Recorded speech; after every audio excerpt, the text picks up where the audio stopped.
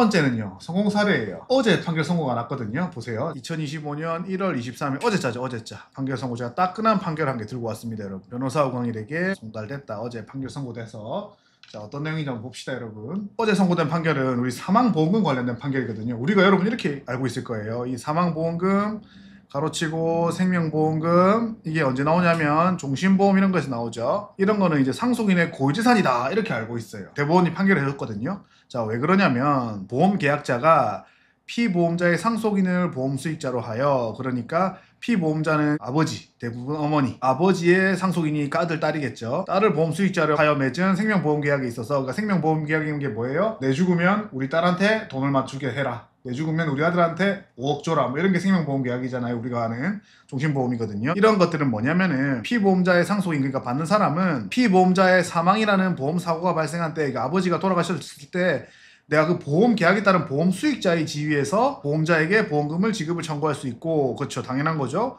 이 권리는 보험 계약의 효력으로 생기는 것이지 상속을 받는 게 아니라는 거죠. 내가 수익자로서 받는 거는, 아버지가 돌아가셔서 받는다는 의미는 돌아가셔서 보험 계약에 따른 보험 지급 요건이 돼서 받는다는 거지 상속받는 건 아니라는 거죠. 그렇기 때문에 이거는 고유재산이죠. 그래서 우리가 사망보험금으로 빚 갚을 필요 없다 이렇게 한정 승인할 때 얘기하죠. 상속재산이 아니게 되다 보니까 우리 사망보험금으로 부모님 빚 안 갚아도 된다, 그렇죠, 다 내 거 오예 이렇게 했단 말이에요, 우리가 지금. 그런데 대법원이 그래, 그건 맞아, 그건 맞는데 사망보험금이 상속재산은 아닌데 유류분 반환 대상은 된다 이렇게 판결을 하신 거예요. 사망보험금을 받은 사람은 아버지의 채권자한테 돈을 갚을 필요는 없는데 공동상속인들, 형제, 자매한테 유류분 반환 청구를 당할 수 있는 경우가 생긴다는 거죠. 2022년 8월 11일 날 선고된 판결이거든요. 피상속인이 이제 피상속인이라면 죽은 사람이란 겁니다.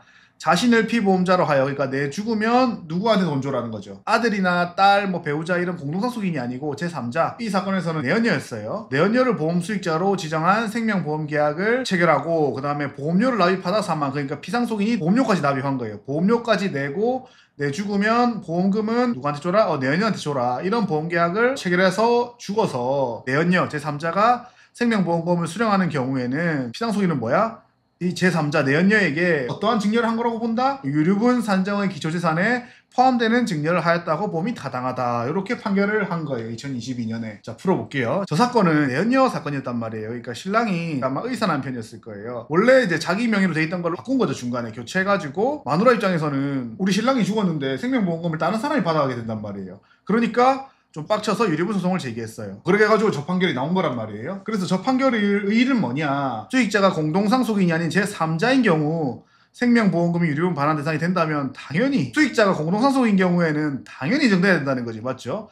3자가 받아가도 유류분으로 인정하는데 그거를 공동상속인한테 받아갔는데 그걸 인정 안 하는 거는 말이 안 되는 거잖아요, 기본적으로. 그렇기 때문에 저는 이제 요 논리를 이 판례에서 제가 이끌어냅니다. 그래서 소송을 합니다. 우리 사건은 어떤 거냐, 사망보험금의 계약자가 아들이고요, 우리 수익자도 아들로 설정해놨습니다. 그리고 피보험자는 피상속인이니까 아버지예요. 그러니까 아버지가 이런 계약을 하는 거예요. 내가 죽으면 아들한테 돈을 줘라, 이렇게 계약을 하는 거죠. 근데 보험 계약자를 이제 아들로 한 거예요. 그러면 보험료는 누가 내야 됐어요? 원래 보험료를 아들이 내야 되는데 아들이 돈이 없으니까 보험료를 아버지가 납부한 거예요. 아까 저 사건에 똑같죠. 저기도 보험료를 피상속인이 납부했죠. 그리고 수익자를 내연녀로 설정해 둔 거란 말이에요. 그리고 보험료를 아버지가 납부했다는 사실이 똑같죠. 자, 어제자 제가 받아낸 판결입니다. 피상속인이 아버지가 피보험자를 자신, 그러니까 내한테 어떤 일이 생기면 보험금이 나가는 계약이에요. 보험 수익자 자신으로 보험 사고가 발생하면 돈 받는 사람은 누구? 상속인 중 일부로 하여 생명보험 계약을 체결하고, 보험료를 피상속인이 모두 부담함으로써, 그러니까 보험료를 모두 피상속인이 내면, 그렇게 해가지고 이제 피상속인이 사망했을 때 수익자로 지정된 공동상속인 중 보험 수익자로 지정된 일부만이 보험금을 지급받는 경우에는 이러한 행위는 실질적인 관점에서는 피상속인의 재산을 감소시키는 무상 처분에 해당하고, 그 보험금 청구권이 상속인의 고유재산이라는 이유만으로 특별 수익으로 보지 않으면, 그렇죠, 공동상속인 사이의 공평을 기하기 위한 민법 제 1118조 1008조의 취지에 반한다고 할 것이므로, 이러한 경우에는 어떻게? 보험금 청구권이 아까 우리 봤죠? 상속재산은 아니다. 상속재산은 아니지만 뭐라고? 공동상속인의 특별수익에는 해당한다고 보아 유류분 산정의 기초가 되는 재산에게 포함시킴이 타당하다. 그러니까 똑같죠. 이거는 아까는 제3자가 수익자인 거고, 제가 한 사건은 이제 공동상속인들 중에 일부가 수익자가 된 거예요. 그런 경우는 뭐라고? 유류분 산정의 기초가 되는 재산에게 포함시키는 것이 타당하다. 유류분 반환 청구할 수 있다.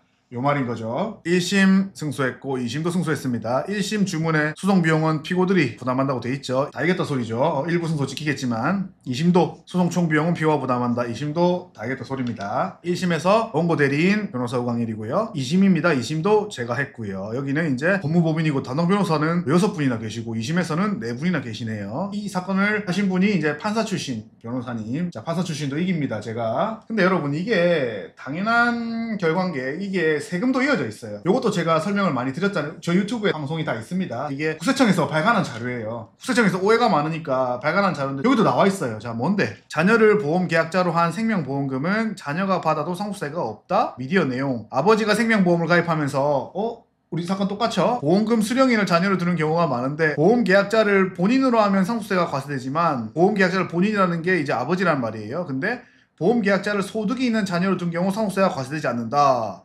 이렇게 우리가 막 미디어나 이런 데 떠들고 있다 그 말이에요. 국세청이 봤을 때는. 자, 케이스 1은 뭔데? 보험계약자를 아버지로 하고 수령인이 자녀면 상속세가 나오고 보험계약자가 자녀고 보험금 수령인도 자녀면 상속세가 나오지 않는다. 이렇게 떠들고 있죠. 저희 사건도 똑같죠. 저희 사건도 보험계약자랑 수령자가 자녀였단 말이에요. 왜 그렇게 써요? 상속세 안 내려고 저런 보험계약을 많이 가입한 거죠. 팩트 한번 체크해봅시다. 보험계약자를 자녀로 하여도 아버지가 실제로 보험료를 납부했을 때는 아버지의 사망으로 인하여 받는 보험금은 상속재산에 포함된다. 그러니까 뭐 상속세가 나온다. 당연한 거죠. 만약 자녀가 아버지 사망할 시에 납부할 상속세를 미리 준비하기 위하여 아버지 사망 시 보험금을 받을 수 있는 보험에 가입하고 자녀가 보험료를 직접 지가 벌어서 지가 냈을 경우에는 그 경우에 받는 보험금은 상속재산에 포함되지 않는다. 그러면 상속세가 안 나온다. 결국 뭐예요? 보험료를 누가 내냐는 거죠. 보험료를 아버지가 내면 상속세가 나온다는 거고 보험료를 아들이 내면 상속세가 안 나온다는 거죠. 우리 유리보험 판결 어땠어요? 맞죠? 보험료를 아버지가 냈다는 거예요. 보험료를 아버지가 내면서 생명보험은 몇 억씩 나오잖아요. 그거를 한 자녀한테 몰아준다. 뭐 2명한테, 3명한테, 4명한테 몰아준다. 나머지 못 받게 한다. 이거는 결국에는 유류분 청구 대상에 되는 증여에 해당한다는 거죠. 그리고 상속세도 나온다는 거죠. 그거는 증여니까. 그러니까 상속세도 당연히 나와야 되겠지. 이렇게 해서 이제 세금적인 부분하고 유류분하고 이렇게 일관성 있게 이어지는 겁니다. 이렇게. 뭐 이건 추가적으로 아버지가 보험료를 납부하면서 자녀가 보험료를 납부한 것처럼 위장하면 어떻게다? 탈세다. 이건 털린다. 이런 거 하지 말라고 국세청에서도 말하고 있습니다. 상속세 및 증여세법에 이제 이 규정이 돼 있죠. 상속재산으로 보는 보험금은 뭔데? 피상속인의 사망으로 인하여 아버지의 사망으로 인하여 받는 생명보험 또는 손해보험의 보험금으로서 피상속인이 보험계약자인 보험계약에 의하여 받는 것을 상속재산으로 본다. 보험계약자가 피상속인이 아닌 경우, 그러니까 보험계약자를 아들로 한 경우에도 누가 아버지가 실질적으로 보험료를 납부했을 때는 피상속인을 보험계약자로 보아 1항을 적용한다. 아버지가 보험료 납부하면 상속재산으로 본다. 상속세 나온다. 그래서 아버지가 보험료 납부하면 우리 사건도 마찬가지다. 유류분 반환 청구 대상으로 본다는 거죠. 그게 맞춰진다는 거죠. 기본적으로. 결국에는 정리해보면 계약자가 누구이든 간에 유류분도 상속세도 보험료를 누가 냈냐를 중요하게 생각한다는 거죠. 보험료 누가 냈냐 결국에는. 여기서 이제 오해하면 안 되는 게 아버지가 보험료를 낸 경우에는 이렇게 주장해요. 대신 내준 보험료에 대해서 유류분 또는 세금 내야 되는 게 아니냐 이렇게 얘기하는데 그게 아니고 보험료나 보험료를 통해서 얻게 되는 보험금 그 자체 그게 유류분 반환 청구 대상이고 상속세 과세 대상이다. 이거는 이 보험금은 유류분 반환 청구 대상에 해당하는 증여에 해당하는 거고 이 보험금에 대해서 상속세가 나온다. 이렇게 알고 계셔야 됩니다. 오해하시면 안 됩니다. 어제 판결된 거 진행하면서 느꼈던 점은 당사자께서 여러 변호사들 상담받고 저를 마지막에 오셨어요. 왜 나한테 자꾸 마지막에 오는 줄 몰라. 나한테 제일 처음 오면 되는데. 근데 이게 2022년 이야기예요. 그러니까 저희가 지금 1심 끝났고 2심도 끝났죠. 아까 봤듯이 제3자가 보험금을 받은 판례는 있어요. 대법원 판례가. 근데 공동상속인이 보험금 받은 대법원 판례는 없었어요. 제가 수임할 당시에. 근데 제가 할 수 있다고 말씀드렸거든요. 이길 수 있다고. 대법원 판례가 없지만 우리 뚫고 가보자. 그래서 좋은 결과가 나와서 뿌듯합니다. 그리고 우리 당사자가 저를 유튜브 보고 오셨다고 해가지고 제가 항상 유튜브랑 구글에 감사하고 있습니다. 그리고 우리 당사자 어제 좋은 결과 나와서 축하드립니다.